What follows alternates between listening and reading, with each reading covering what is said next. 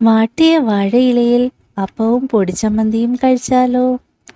പൊടിച്ചമ്മന്തി ഉണ്ടാക്കാൻ കുറച്ച് അരിഞ്ഞു വെച്ച ഉള്ളിയും അല്പം ഇഞ്ചി നുറുക്കിയതും കറിവേപ്പിലയും തിരുമ്മി വെച്ച നാളികേരവും ചേർത്ത് അല്പം മുളക് പൊടിയും ആവശ്യത്തിന് ഉപ്പും ചേർത്ത് ചതച്ചെടുത്ത് ചീനച്ചട്ടിയിൽ വെളിച്ചെണ്ണ ഒഴിച്ച് കടുകും കറിവേപ്പിലയും ഇട്ട് അരച്ച് ചമ്മന്തിക്കൂട്ടും ചേർത്തിളക്കി വെള്ളം വറ്റിച്ചാൽ പൊടിച്ചമ്മന്തി റെഡി.